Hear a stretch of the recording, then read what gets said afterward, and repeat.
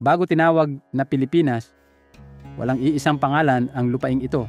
Tinawag tayong Mai, Zabag, Lusong, at iba pa. Ngunit, ano nga ba talaga ang tawag sa atin noon? Bago pa tayo pinangalanan ng mga dayuhan. Ito ang Time Traveler PH. Tuklasin natin ang nakalimutang pangalan ng ating bayan.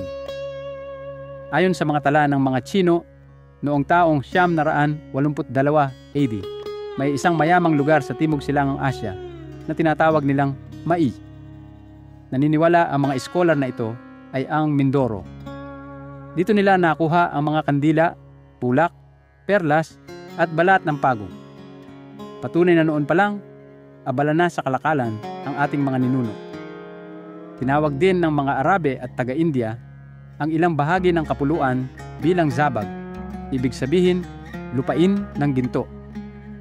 Samantala, ang Lusong Guo mula sa mga Tsino ay pinaniniwala ang pinagmulan ng pangalang Luzon. Hindi pa tayo isang bansa noon.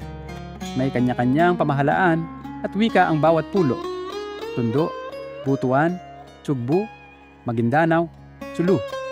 Hindi nila tinatawag ang sarili na Pilipino. Sila ay Tagalog, Bisaya, Tausug, Ilocano. Namumuhay sila sa mga barangay, pinamumunuan ng datu, rahya at sultan.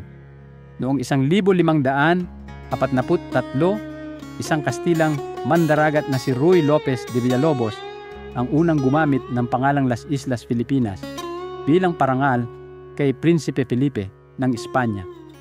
Sa simula, Leyte at Samar lamang ang tinawag na Pilipinas. Ngunit habang lumalawak ang sakop ng Espanya, lumawak din ang paggamit ng pangalan.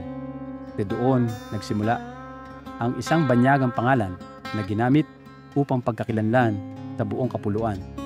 Ngayon, tinatawag natin ang ating sarili bilang mga Pilipino.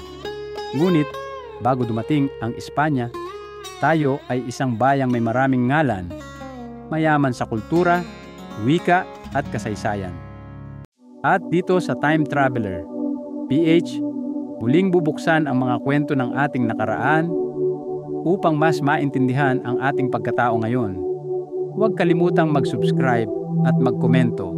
Kung hindi Pilipinas, anong pangalan kaya ang mas nararapat sa ating bayan?